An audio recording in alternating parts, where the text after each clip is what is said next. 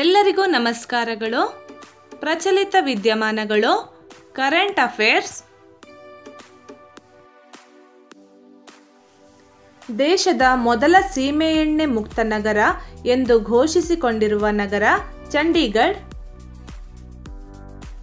ಅಂತರ್ಜಾಲವನ್ನು ಅಂದರೆ ಇಂಟರ್ನೆಟ್ ಅನ್ನು ಪರಿಣಾಮಕಾರಿಯಾಗಿ ಬಳಸುವ 30 ಪ್ರಭಾವಿ ವ್ಯಕ್ತಿಗಳಲ್ಲಿ ಸತತ 2ನೇ ವರ್ಷ ಟೈಮ್ಸ್ ನಿಯತಕಾಲಿಕೆಯ ಇಂಟರ್ನೆಟ್ ಸ್ಟಾರ್ ಗೌರವಕ್ಕೆ ಪಾತ್ರರಾಗಿರುವಂಥವರು ಪ್ರಧಾನಮಂತ್ರಿ ಮೋದಿಯವರು.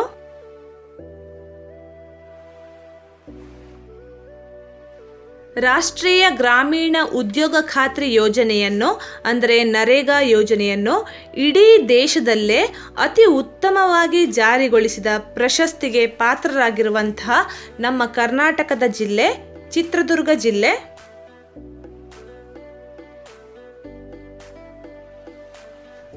ಐವತ್ತೊಂದನೇ ಜ್ಞಾನಪೀಠ ಪ್ರಶಸ್ತಿ ಪುರಸ್ಕೃತ ಸಾಹಿತಿ ರಘುವೀರ್ ಚೌಧರಿ. ಸಂಪೂರ್ಣವಾಗಿ ಸಾವಯವ ರಾಜ್ಯವೆಂದು ಪ್ರಧಾನಿ ಮೋದಿಯವರು ಘೋಷಿಸಿರುವ ರಾಜ್ಯ ಸಿಕ್ಕಿಂ. ಅತಿ ಹೆಚ್ಚು ಬಾರಿ ಬಜೆಟ್ ಮಂಡನೆ ಮಾಡಿರುವ ದಾಖಲೆಯನ್ನು ಹೊಂದಿದವರು ಮೊರಾರ್ಜಿ ಆರ್ ದೇಸಾಯಿ. ರಾಜ್ಯದ ಬಜೆಟ್ ಅನ್ನು ಅತಿ ಹೆಚ್ಚು ಬಾರಿ ಮಂಡಿಸಿರುವವರು ರಾಮಕೃಷ್ಣ ಹೆಗಡೆಯವರು. ಗ್ರಾಹಕ ವ್ಯವಹಾರಗಳ ಸಂಶೋಧನೆ ಮತ್ತು ಅಧ್ಯಯನಕ್ಕೆ ದೇಶದ ಮೊದಲ ರಾಷ್ಟ್ರೀಯ ಕೇಂದ್ರವನ್ನು ಕೇಂದ್ರ ಸರ್ಕಾರ ನಮ್ಮ ರಾಜ್ಯದ ಈ ಜಿಲ್ಲೆಗೆ ಮಂಜೂರು ಮಾಡಿದೆ. ಅದು ಧಾರವಾಡ ಜಿಲ್ಲೆ.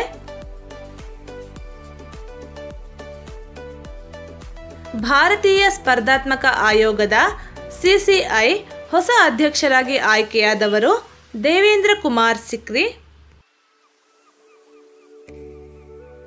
ಇತ್ತೀಚೆಗೆ ಶಕ್ತಿಶಾಲಿಯಾದ ಜಲಜನಕ ಬಾಂಬ್ ಪರೀಕ್ಷೆ ನಡೆಸಲಾಗಿದೆ ಎಂದು ಹೇಳಿಕೊಂಡಿರುವಂತಹ ದೇಶ ಉತ್ತರ ಕೊರಿಯಾ. ಬಿಸಿಸಿಐ ನೀಡುವ ವರ್ಷದ ಕ್ರಿಕೆಟಿಗ ಗೌರವಕ್ಕೆ ಪಾತ್ರರಾದವರು ವಿರಾಟ್ ಕೊಹ್ಲಿ.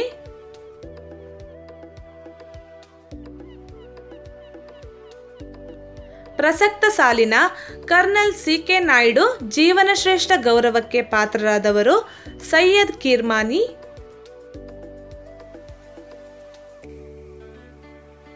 ವಿಶ್ವದ ಎಲ್ಲ ಮಾದರಿಯ ಕ್ರಿಕೆಟ್ನಲ್ಲೂ 4 ಅಂಕಿಯ ಗಡಿ ದಾಟಿದ ಮೊದಲ ಆಟಗಾರ ಎಂಬ ಶ್ರೇಯಕ್ಕೆ ಪಾತ್ರರಾದವರು ಪ್ರಣವ್ ಧನಾವಡೆ. ಭಾರತ ಫುಟ್ಬಾಲ್ ತಂಡವು 2-1 ಅಫ್ಘಾನಿಸ್ತಾನ ತಂಡವನ್ನು ಸೋಲಿಸಿ ಈ ಬಾರಿಯ ಸ್ಯಾಪ್ ಕಪ್ ಫುಟ್ಬಾಲ್ ಟೂರ್ನಿಯ ಚಾಂಪಿಯನ್ ಆಗಿದೆ. ಇದು ಎಷ್ಟನೇ ಬಾರಿ ಗೆದ್ದ ಸ್ಯಾಪ್ ಕಪ್ ಆಗಿದೆ? 7ನೆಯ ಬಾರಿ. ದೇಶದಲ್ಲೇ ಮೊದಲ ಬಾರಿಗೆ ಈ ವಾಹನ್ ಬಿಮಾ ಯೋಜನೆ ಅಂದರೆ ವಿದ್ಯುನ್ಮಾನ ವಾಹನ ವಿಮಾ ಯೋಜನೆ ಯಾವ ರಾಜ್ಯದಲ್ಲಿ ಜಾರಿಗೆ ಬಂದಿತು? ತೆಲಂಗಾಣ. ತೃತೀಯ ಲಿಂಗಿಗಳೆಂದು ಗುರುತಿಸಿಕೊಂಡು ದಾಖಲೆ ಪಡೆಯಲು ಮುಂದಾಗುವವರಿಗೆ ಹೆಚ್ಚುವರಿ 5 ಅಂಕಗಳನ್ನು ನೀಡಲು ಮುಂದಾಗಿರುವಂತಹ ವಿಶ್ವವಿದ್ಯಾನಿಲಯ ಜವಾಹರ್ಲಾಲ್ ನೆಹರು ವಿಶ್ವವಿದ್ಯಾನಿಲಯ.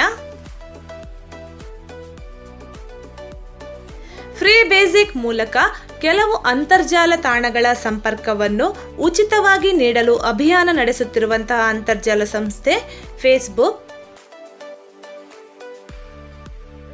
ಇಂಡಿಯಾ ಟುಡೇ ನಿಯತಕಾಲಿಕೆಯ ಸಮೀಕ್ಷೆಯ ಪ್ರಕಾರ ಭಾರತ ದೇಶದಲ್ಲಿ 2016ನೇ ಸಾಲಿನ ಬಂಡವಾಳ ಹೂಡಿಕೆಯಲ್ಲಿ ಮೊದಲನೆಯ ಸ್ಥಾನದಲ್ಲಿರುವಂತಹ ರಾಜ್ಯ ಕರ್ನಾಟಕ. ಜ್ಞಾನಪೀಠ ಪ್ರಶಸ್ತಿ ಪಡೆದ ಮೊದಲ ಮಹಿಳೆ ಆಶಾ ಪೂರ್ಣದೇವಿ.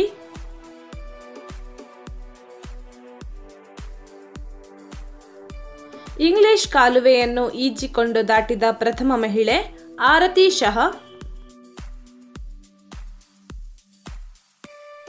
ಭಾರತದ ದೊಡ್ಡ ವನ್ಯಜೀವಿ ರಕ್ಷಣಾ ಕೇಂದ್ರ ಇತ್ತೀಚೆಗೆ ಆರಂಭವಾಗಿದ್ದು ನಾಗ್ಪುರದಲ್ಲಿ.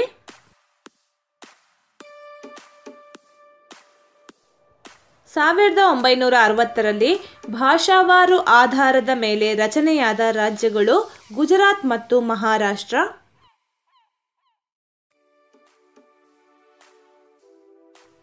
ಭಾರತದಲ್ಲಿ ಅತಿ ಹೆಚ್ಚು ಸಾಸಿವೆ ಬೆಳೆಯುವ ರಾಜ್ಯ ರಾಜಸ್ಥಾನ್.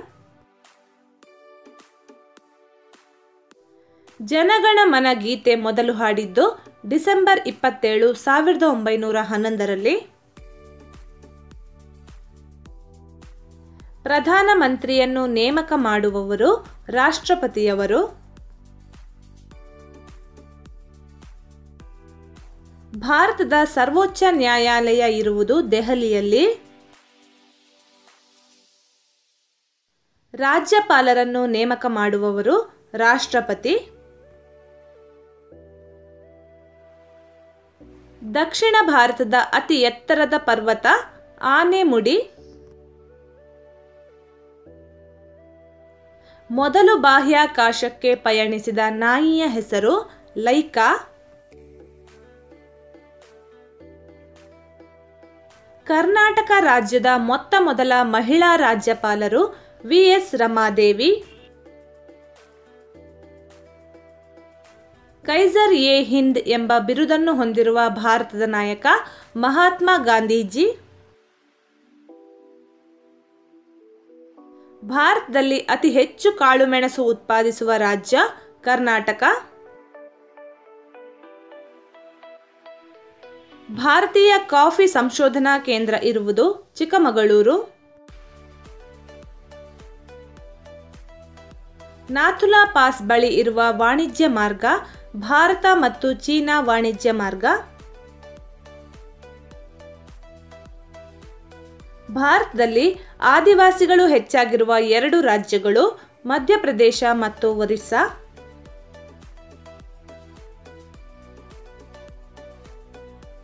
ನಾಲ್ಕನೇ ಆಂಗ್ಲೋ ಮೈಸೂರು ಯುದ್ಧದ ಸಂದರ್ಭದಲ್ಲಿ ಭಾರತದ ಗವರ್ನರ್ ಜನರಲ್ ಆಗಿದ್ದವರು ಲಾರ್ಡ್ ವೆಲ್ಲೆಸ್ಲಿ.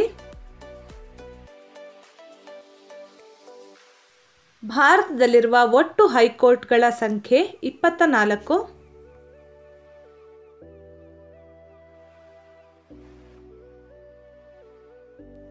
ಇತ್ತೀಚೆಗೆ 47ನೇ ದಾದಾ ಸಾಹೇಬ್ ಫಾಲ್ಕೆ ಗೌರವಕ್ಕೆ ಪಾತ್ರರಾದವರು ಮನೋಜ್ ಕುಮಾರ್.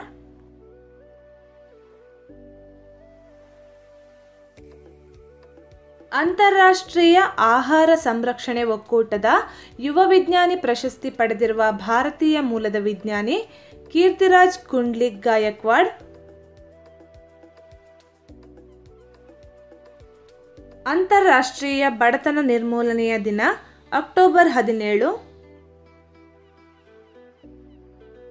ವಿಶ್ವದ ಪ್ರಥಮ ರೈಲು ಮೇಲಿನ ಆಸ್ಪತ್ರೆ ಲೈಫ್ ಲೈನ್ ಎಕ್ಸ್‌ಪ್ರೆಸ್.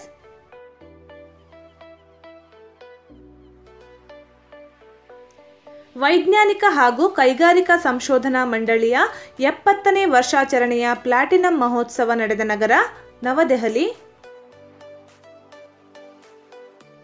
ರೈತರಿಗೆ ಹವಾಮಾನ, ಕೃಷಿ ಮಾರುಕಟ್ಟೆಗೆ ಸಂಬಂಧಪಟ್ಟ ಮಾಹಿತಿಯನ್ನು ನೀಡುವ ಮೊಬೈಲ್ ಆ್ಯಪ್ ಕಿಸಾನ್ ಸುವಿಧಾ.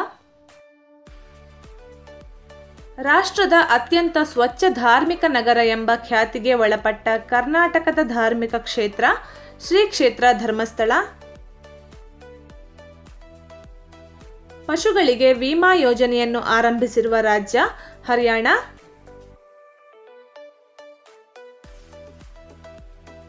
ಧನ್ಯವಾದಗಳು.